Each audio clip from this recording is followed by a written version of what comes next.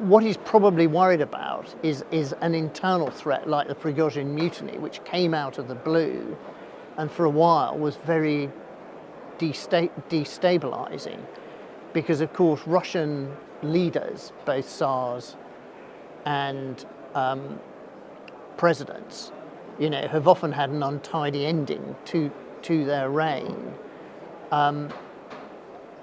And whether there would come a point with the amount of pain inflicted by the war, both economic pain and the accumulating number of casualties leading to such unpopularity of the war that his regime is threatened, that must be a long-term worry. But what you've got to reckon with is President Putin is a very different leader from a British Prime Minister that we've known over the years. He's not democratic, he's an autocrat. His government in many respects is a kleptocracy, and it's a dictatorship, and it's prepared to be very ruthless. But I should think he's quite cautious about how far he can push the Russian people. Hello and welcome to a special edition of Frontline for Times Radio. I'm James Hanson. And today we're at the 25th International Armoured Vehicles event in Farnborough, and I'm delighted to be joined by Brigadier Ben Barry, Senior Fellow for Land Warfare at the International Institute for Strategic Studies. Brigadier Barry, welcome to Frontline. Thank you. Now, we're recording this the day after Donald Trump issued a threat, I suppose you could call it, to Vladimir Putin, saying that if he doesn't end the war in Ukraine, Trump will ramp up taxes, tariffs and economic sanctions on Russia. What do you make of that threat? Well, at first appearance, it would give the impression that Trump's supporting Ukraine more than he's supporting Russia. He's not being even-handed because he's not attempted to put pressure on Ukraine to come to the conference table. Now, that will probably be welcomed by Ukraine and many of Ukraine's supporters in Europe and the West. How much Mr. Putin is coercible in terms of threatened increased economic pain, I think is open to question at this stage. I mean, a lot of people have also picked up on the fact that through his pledge to drill, baby, drill, and to expand domestic US oil production, that's all very well and good, and it may in time lead to a fall in the global oil price, which may damage Putin's economy, but that may take some time. Is it your view that fundamentally, if you want to ramp up pressure on Putin, that has to come through military aid to Ukraine? Well, if we're talking about pressure to get Putin and Zelensky to the conference table, increased sanctions to Russia will increase the economic pain on the Putin government. I'd observe, though, that the more effective sanctions are against the target country, the more they hurt the host country. So there is a question of, US government resolve to both inflict penalty on the Putin regime, but also to inflict penalty on their own economy. The sort of key question is there some shared ground, some shared space between Zelensky and Putin where they could negotiate a settlement, or are they so far apart that even if there were talks, they wouldn't succeed? I mean, it looks to me at the moment like there's very little shared ground between Russia and Ukraine at this stage. But I think it's also fascinating that, Zelensky appears, at least in public, far more open to having those talks than Vladimir Putin does. And what's coming out of the Kremlin is still, we want the complete capitulation of Ukraine. And so therefore, is there a realistic prospect in your view that if Putin refuses to negotiate, you may get what General Kellogg suggested, which is ramping up of US military aid for Ukraine? Well, that's certainly the impression the president's given. But of course, it is very early days. And what we don't know, of course, is what private discussions there were before Inauguration Day between the Trump transition team and Russia, and indeed between the Trump transition team and Ukraine. Because one of the things about negotiating a peace deal of a war is, as well as public conversations and public diplomacy and public messaging, private conversations and private diplomacy can play an important role. But certainly Zelensky's been given the impression that he's more flexible than Putin. Of course, that could be a bit of a bluff in that actually they don't want to make any concessions, but they're appearing as if they do, so as to appear to be cooperative with the United States. But I was in Bosnia during the civil war there, and there were several rounds of negotiations that conspicuously failed to bring the war to an end. So this can be very difficult. It's not at all easy. But clever positioning from Zelensky to appear to be the more cooperative. Yes, that may be the case. But of course, Zelensky probably has a Ukrainian government strategy for this, which will have various prepared positions and a plan, and there'll probably be branch plans as well if the conditions change. But understandably, neither Zelensky and Putin are going to say in public what their plans are. So in the scenario that General Kellogg outlined, which is Putin refuses to come to the negotiating table, and in response America ramps up military aid for Ukraine. Now that's a big if, and we don't know whether Trump would want to pursue that, but let's just say, what form does that ramped up military aid take? Well, it could be more and faster. So it could be taking more weapons and ammunition off the shelf in US warehouses and out of the hands of US frontline units, rather like the British have taken all their AS-90 howitzers and the ammunition for them and given them to Ukraine. It could also mean more arms orders on behalf of the Ukraine, paid for with US government money.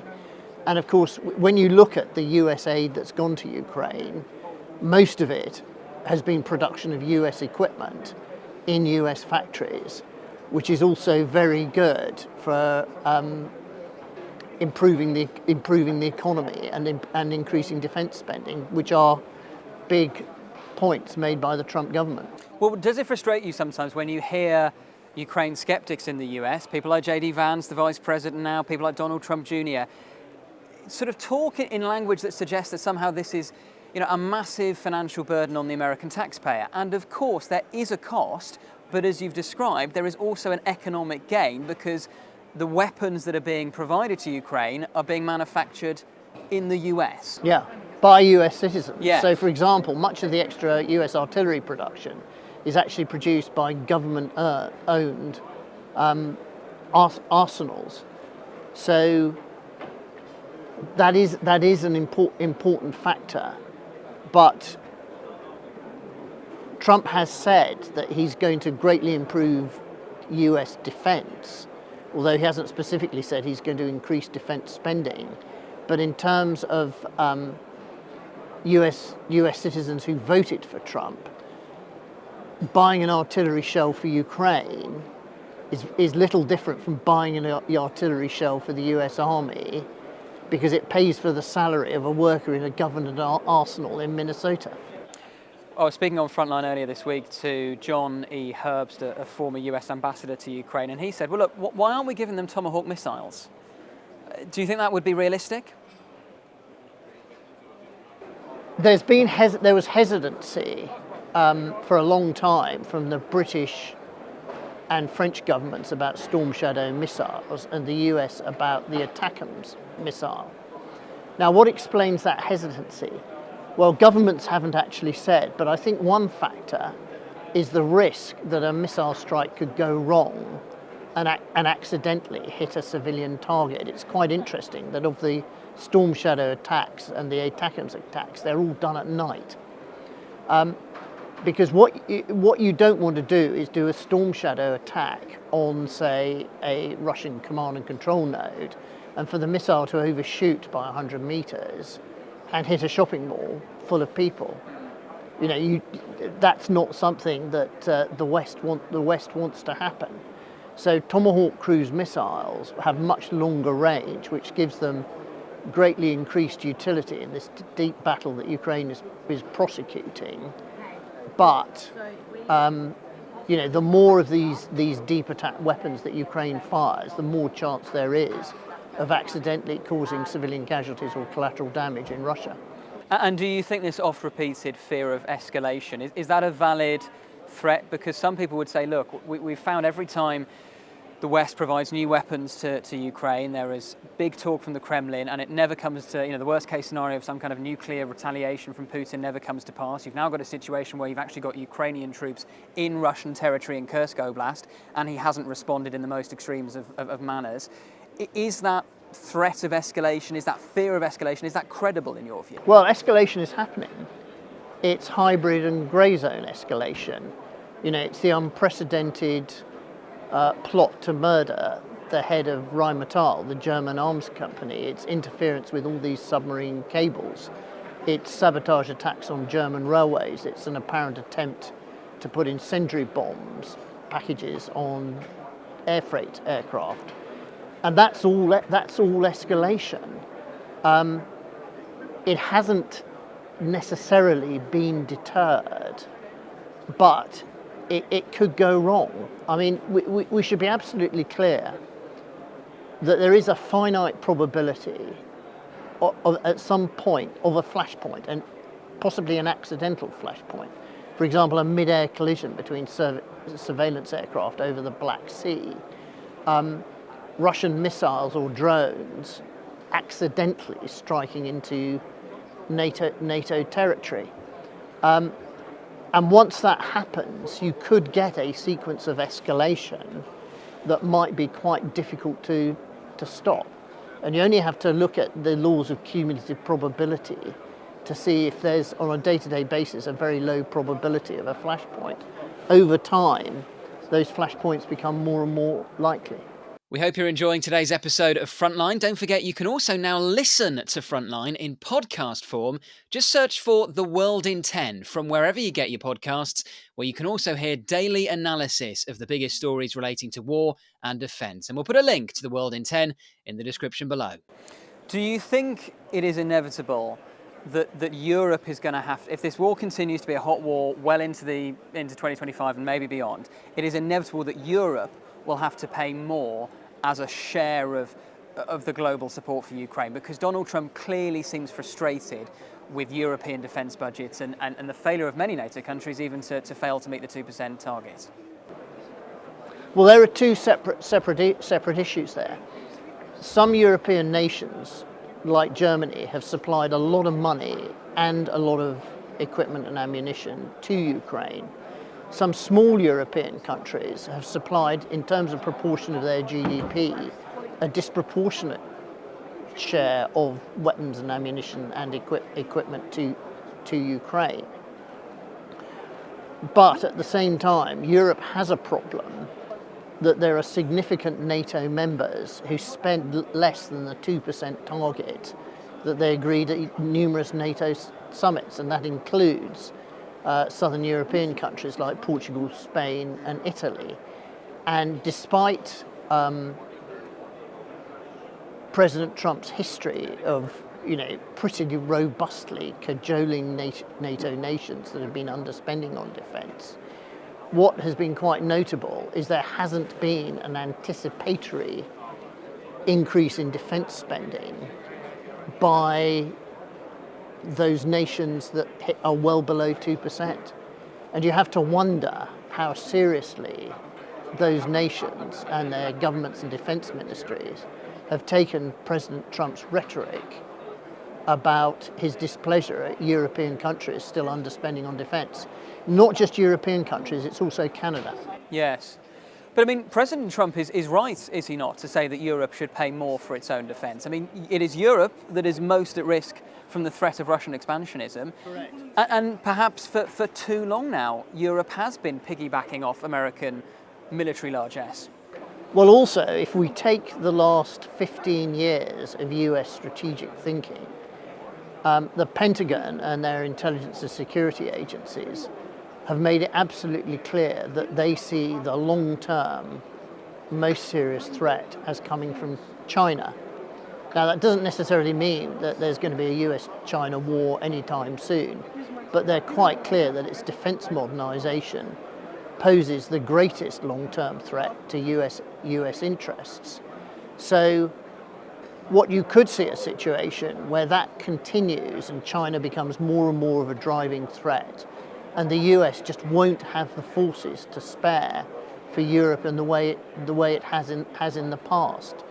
And this isn't just a President Trump thing, it's the way the whole defense and security establishment, the Pentagon, the intelligence agencies, have been pointing over the last 12, 15 years, ever since the US started to draw down in Iraq and Afghanistan. So Europe has to wake up and smell the coffee. So if there were, for example, a large-scale war in the Indo-Pacific that involved the US, like a clash over Taiwan, or indeed a second Korean war, we mustn't forget there are 30,000 US troops in the Korean Peninsula, that would become the US's top strategic priority. And they might, to sustain such a war, they might well have to take forces out of Europe. So if we take an example, there are US intelligence gathering drones and aircraft that regularly fly just along NATO's eastern border and over the Black Sea and Norwegian Sea.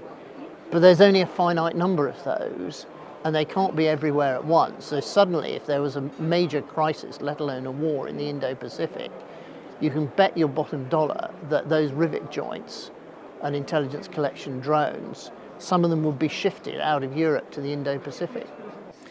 But is it your view that the best deterrence for preventing Xi Jinping moving on Taiwan is Putin being defeated in Ukraine? Well, a Russian victory in Ukraine would weaken US deterrence and would probably increase the risk to Taiwan.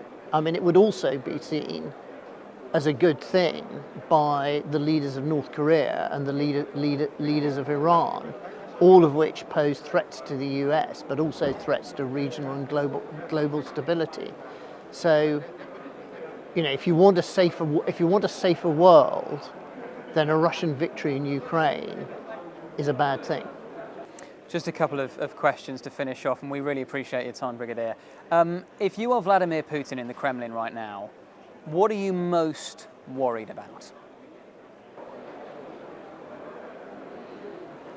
Well, I think I should think Mr. Putin is worried about not getting the sort of deal he wants from the opportunity that's created by President Trump.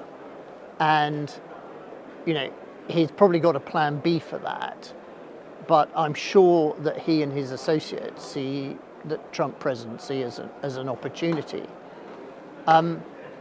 I think what he's probably worried about is an internal threat like the Brigadier mutiny, which came out of the blue and for a while was very destabilizing, because of course Russian leaders, both Tsars and presidents, have often had an untidy ending to their reign. And whether there would come a point with the amount of pain inflicted by the war, both economic pain and the accumulating number of casualties leading to such unpopularity of the war that his regime is threatened, that must be a long-term worry. But what you've got to reckon with is President Putin is a very different leader from a British Prime Minister that we've known over the years. He's not democratic, he's an autocrat. His government in many respects is a kleptocracy, and it's a dictatorship, and it's prepared to be very ruthless. But I should think he's quite cautious about how far he can push the Russian people. And my final question, Donald Trump and his team have spoken about trying to end this war in the next 100 days by April. Do you think that's feasible? And if not, do you think this will still be a hot war at the end of 2025? I think if the conditions are changed in a way that there's substantive negotiations and the US is seen by both sides as an honest broker that will also do its best to make sure the deal sticks, the negotiations could happen quite quickly. The actual final set of negotiations that ended the war in Bosnia at Dayton were only about 10 days or 2 weeks, partly because, of course, they had all the parties had their own plans on the table, as of course did the US and NATO. So I'd imagine they've all done their homework. They're all there'll be professional soldiers, diplomats, spies.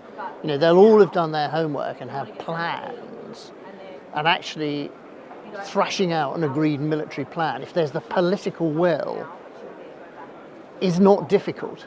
Then it all depends on the political will, because if there isn't the political will, there'll be all sorts of difficulties, and the opposing military and diplomats and people will find friction. But if there's the political will and a decisive, incredible commitment by the US to bang their heads together and make it work, which is what happened at Dayton, then a peace deal is possible. But right now, I see the sides as being far apart. And to make something like Dayton work, you've got to have the sides within touching distance. Brigadier Ben Barry, really appreciate your insight and expertise. Thank you for joining us on Frontline. Pleasure. Thank you for watching today's episode of Frontline. For early access to our videos, member-only Q&As and live streams, then sign up for a membership via the link in the description. And for the latest news and breaking stories, listen to Times Radio and follow us at thetimes.com.